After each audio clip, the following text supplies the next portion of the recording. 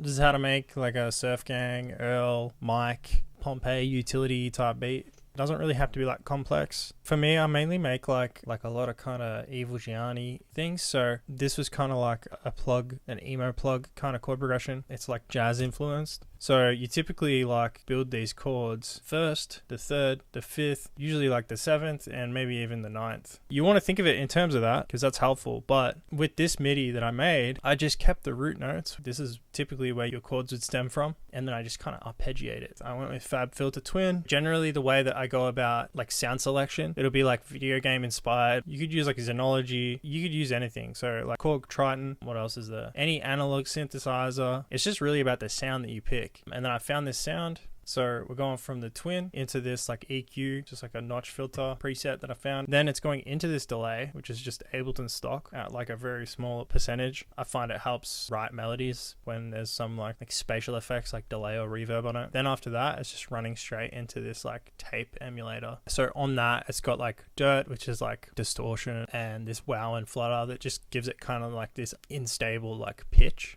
That's my starting point for like creating these kinds of melodies. I might use a different VST and pick a different preset or patch or whatever, but it's kind of like the same process every time.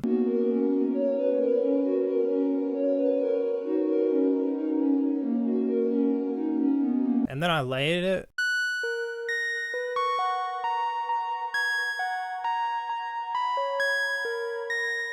I put halftime on it. EQ'd it, and then I just put delay on it, and I gave it a bit more of the wet signal just to make this feel like it's further back in the mix than the other one. So I grouped the two synths and we just like did a high pass. I used Air Windows. I just put this like galactic reverb on it. I was kind of going for like more of that like ambient style.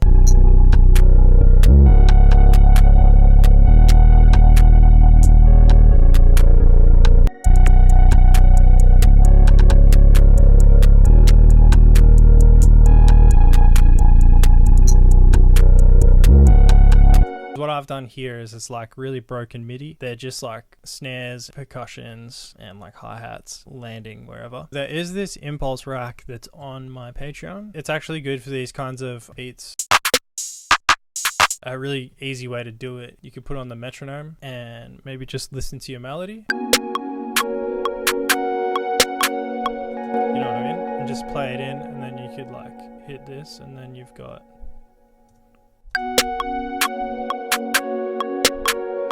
So that's an easier way to kind of like come up with percussion for these style of beats. If you don't really know where to start, you can just kind of play them in. If you want to know what it looks like, this is what it looks like.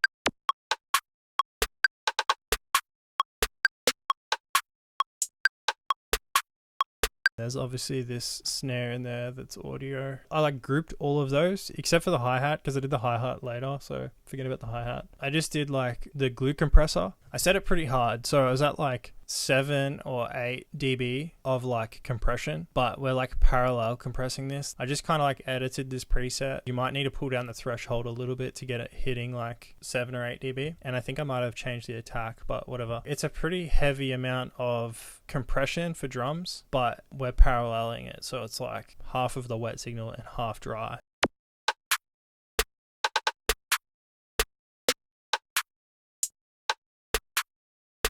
Then we've just got like the 808, which typically are unconventional 808 patterns. This one's kind of like just normal. You can write out a pattern like this that's kind of like basic. Once you've got that, then you can kind of just chop out these. Command E. I just chopped out those sections, and then I could replace this with like Spins 808 or something.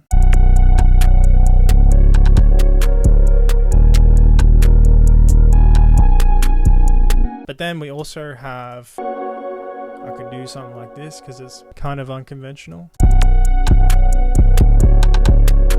Whatever sounds cool to you. Just on the like on the master, I'll just put like soft clipper, pick whatever one. It's just personal preference really. Generally when I use subs, this like MoMA sounds really good on it. You don't need a lot of it. So yeah, that's that beat. I'm going to show you something that I feel like not a lot of people really talk about in beat making tutorials. In Ableton, you can go into here and then you can go track options, and then we've got track delay. If you look at all these, they're obviously just like on the grid. That's kind of bad if you're like making a rhythm, because it's just like robotic. Sometimes you'll like pick a sample. If we zoom right in, this sample takes like a few milliseconds to start. It's probably like 3 milliseconds. What you can do is kind of go in here and just nudge your tracks and kind of like until it feels just like good. Like you can't really explain it. It will just sound like more natural or something. I did it with the 808, so I just made it like poke out a little bit more. You can go through and just nudge a couple of things. I only nudged 2 things, and it's just kind of created like a pocket for each of these like little elements to just fit into.